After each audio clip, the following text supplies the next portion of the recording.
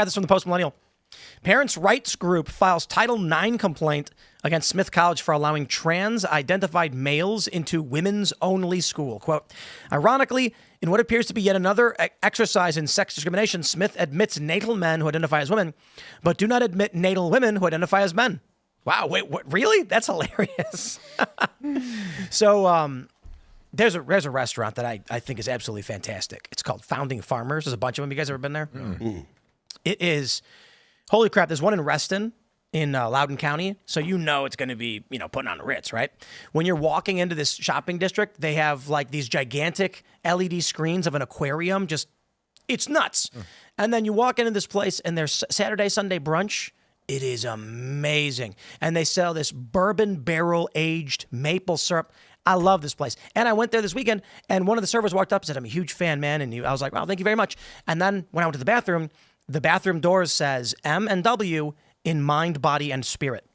And I was like, okay, that's kind of weird and creepy. Mm-hmm. And I wonder if they have to do it because of the district, because it's Virginia. Right. So they just put it up. Right. But these are shared bathrooms. So I just think, like, I shouldn't derail off of this story and what's going on. I'm just saying, I just find that I took a picture of it. It is very strange. And as a dude, I don't really care if a woman walks into the bathroom when I'm like dropping a deuce. It's like the problem's hers, not mine. But if you're a woman, I can understand if like some dude walks in, you're going to be upset. I'm not using that bathroom. Like I will hold it for days before I'll walk into that bathroom unless I have somebody to guard it and make sure nobody else walks in while I'm in there. Then some dude's going to walk in and be like, excuse me, ma'am. And she's going to be like, someone's in there and it's like, yeah, well, and they're going to push him out of the way and go in there. It's going to cause a scene. Okay, then I guess I just hold it for days. That's crazy. Hey, look, man. All the options are on the table. Is this your organization, Tia? No, this is Defending Ed, good friends of ours. Nikki Neely, their president over there, and she works very closely with Moms for Liberty. But the Smith College or university up there, Smith College is one of the largest women's universities in the country. Yep. And this lawsuit is justified because the people at this school, the faculty at this school, have lost their minds, truly. They're violating their admissions policy. They're violating their equal opportunity employment policies by trying to walk this line of sex and gender ideology, conflating them, basically. I mean, you can't follow Title IX. You can't follow Title IX and your admissions policy to say that you're not going to discriminate against sex and then say you're going to follow gender identity. And so they just got a mess on their hands. And this lawsuit goes after all of those prongs. I do see some benefit to all of this in that it shows how the Civil Rights Act it makes no sense on paper. The issue with most law is that we interpret it as to what makes sense. So, for example, with the Civil Rights Act, they were like, okay, no more racial discrimination, segregation. It makes no sense, right? Why have a white bathroom and a black bathroom, right? Okay, let's get rid of that. Now it's just you got a bathroom, okay? Men's room and women's room, and everyone agreed.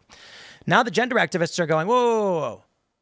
The same law that got rid of racial segregation should get rid of sexual discrimination as well, meaning no more men's and women's room. You just have bathrooms. You can't discriminate on the basis of sex.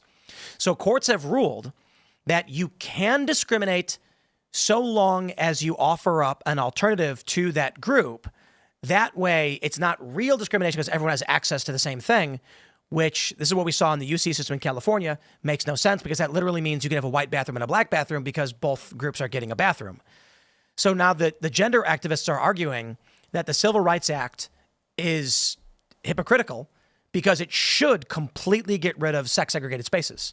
They need to specify then it's not just about things you can't change about yourself. Sexuality and race are completely different things. Immutable differences. You can't change your skin color, but you can change if you're a man or a woman in your brain. It's not equal at all. Well, the argument that they've made is the prerequisite for a protected civil right or protected group is immutability, except in the instance of religion, I suppose. However, the argument falls down to how do you determine race then? Because there's going to be some dude who's looks as white as they come, and he's going to be 1/8 or a quarter black or something. And then people are going to say you don't qualify, but he's going to on paper. And then who gets to decide whether someone looks enough like the race? So I think ultimately what's exposed by this is it's actually not the law. It's the spirit and the intent of what the law was supposed to be. And the Civil Rights Act was specifically about ending racial segregation. So they did. But now, I'll use an example. I'll use a different example. When New York City banned public drinking, there was a quote from a councilman who said something like, "Let it be said, this law will never be construed to stop a man from having a beer while he's on lunch, at work." They were concerned about public drunkenness. Where are we now? Okay, if you're sitting on your porch in New York and you drink a beer, they will give you a ticket. That was never what was intended to happen. What happens is a generation or two goes by, they read what the law says, and they say, the law says what it says, we're going to do it.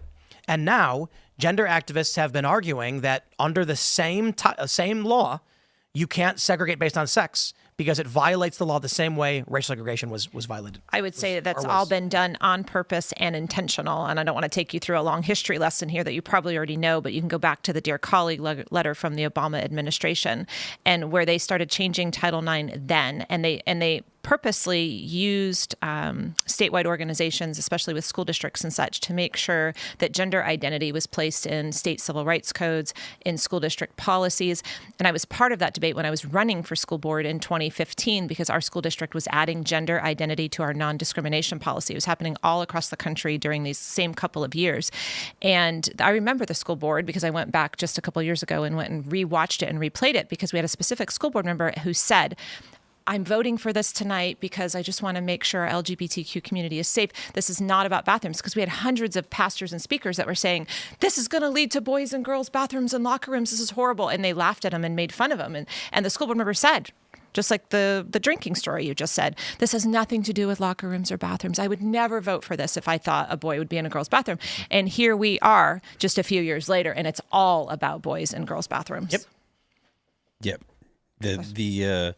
The idea that you can limit the government once you empower the government, that you can limit where they're going to apply whatever power they have, that just doesn't work. You have to think through it. You have to see it through the end, and people don't do that. It's unfortunate. Are you seeing schools getting crazier now after Trump second term, or are they trying to get better? Are you watching the news? They are pushing back pockets of it, but yeah. He writes an executive order that says no more boys and girls sports, and there's whole states pushing. Maine, the whole states are pushing back and saying, giving the middle finger and fighting it. Why aren't women refusing to compete?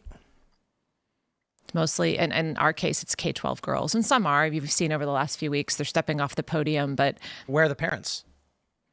You watch your daughter get up at 5 a.m. every morning and work her tail off year after year after year, and she wants to compete. As a mom, I'm not going to tell my daughter she can't compete. I would. With all due respect, my child is new. You're a 4-month-old. Right, 4-month-old. So I don't have that same experience. But I genuinely believe that part of the problem is that women support it. They may not literally support it in their minds, but they will speak out in support of it. And they will push deep, they will push down. So I'll put it this way. They may be thinking in their mind, this is so dumb, why is it allowed? And then they'll come on and say, this is so beautiful and amazing. And that perpetuates it.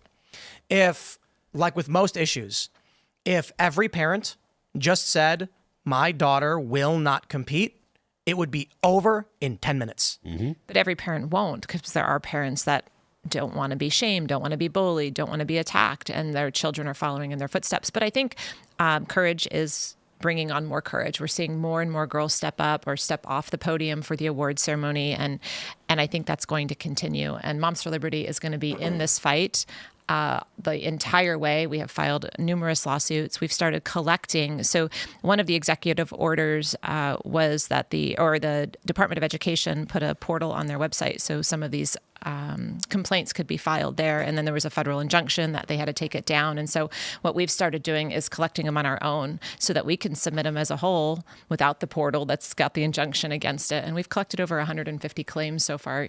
To answer your question, is it still going on? Yeah, and that's only been pushed out to our chapter leaders. We haven't even opened it up nationwide yet. I'm imagining we'll have thousands the minute we do. Like, I imagine it's going to get worse because they're trying to rebel against Trump, right? Like, I taught at a college for many, many years, and every semester they would get more deranged. How much do you politics. think, to Shane's point, how much is it true belief in what they're talking about, and how much of it is just, I'm mad at Trump because Trump's my dad, and I'm mad at dad.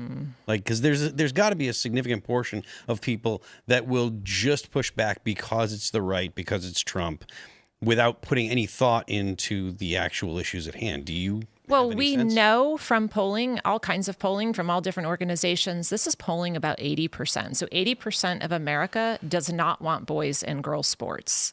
And yet you've got whole states that are pushing back against that, entire universities, entire school districts. And so that would tell me that those in power are playing a political game.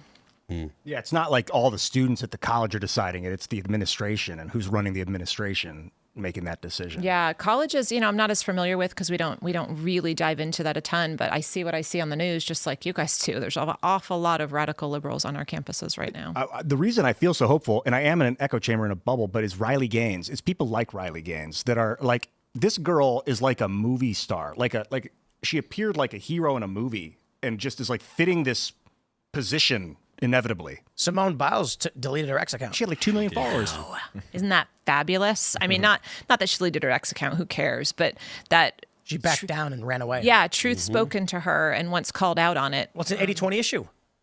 When you look at the Pew Research on every metric, support for transgenders has declined, and I would call it like opposition to these movement has been increasing, even among Democrats, every demographic. And then it was very strange for Simone Biles to come out insulting wrongly Riley Gaines, accusing her of being 5'10", which was really weird. Like, this is the problem with the cult, okay? Dave Portnoy met up with, was it Steve Doocy, I think, on Fox and Friends? And you know what they did? He stood side by side with Doocy. And he was like, this is what they do. They call me short. Watch this. Stand there. How tall are you, Doocy? He's like 5'10", 5'11". Like, watch, they stand next to each other in the same height. And he's like, they're all trying to claim that I'm short because that's what they do. And he's right. It's what they do. Activists go online and they say Ben Shapiro is short. Ben Shapiro's not short. I think he's like 5'8", so technically slightly below average or whatever. Short. But 5'9" is average. So Ben being 5'8" is only technically short. You'd meet him and you go, oh, he's actually like not short. They claim that I'm short, and then people are like, "Oh, I thought you were short." I'm like, I'm like 5'10", 5'11"-ish. When they watch this videos of me skating, they're like, "Tim actually looks very big," and they also claim, in the inverse, Riley Gaines is massive and manly and masculine, and she should have won. They do this because they want to create in the minds of cultists. In the case of Riley Gaines, she's just as big as Leah Thomas. That's why they tied. And then in reality, you're like, Riley Gaines is 5'5"? Something like that, 5'5". But that's why Simone genuinely believed that Riley was massive, because they intentionally lied to confuse the issue. And Simone is so little, like, Riley does seem gigantic to her, because Simone Biles is like 4'10" or something like that. Wow. She's really really? small. Simone Biles is very small. Did she delete her account because she was ashamed that she'd been spouting the misinformation? 4'8". I doubt it. Whoa. Is it 4'8", that little? 4'8". So, like Riley's almost a foot taller than her. 5'8", 5'10", 6 foot. It's all the same when you're 48, right? Seriously, man. It'd be a cool culture war to get those two on. Wow. I haven't really been following the drama with them. What exactly happened? I didn't see it at all. Twitter beef. She told Riley to pick on someone her own size, which ironically would be a man. Oh, okay. And that's the point. Riley Gaines is 5'5". She's average woman height. But Simone is probably told by all these activists she's this massive woman who's mad that she tied to a man who was the same size as her. But then she doubled down and was supporting men and women's sports. And so everybody started piling on and said, as a female athlete, how can you do this? And so I don't know why she ultimately shut her account down. But because it's an 80-20 issue, and she was probably... Her Q rating was shattering. Trump won the popular vote. And the most effective thing, according to, I think, like the New York Times and Wall Street Journal, they ran this. Trump's gender advertising, when they said Kamala is for they, them, Trump is for you, was one of the most effective ad campaigns that the Trump supporters ran. Simone Biles comes out on the other side of an 80-20 issue. Her phone was probably lit up with people saying, you're wrong, you're wrong, you're wrong. And then the worst thing was she had an AI-generated apology. At least I think it's reasonable to conclude it was AI. It used the what is it called? The brackets? Not the brackets, the dashes, M dashes. Yeah, okay. No one writing something online uses M dashes. Thanks for checking out this clip from Timcast IRL. Make sure to watch the show live Monday through Friday at 8 p.m. Subscribe to this channel, and we will see you all there.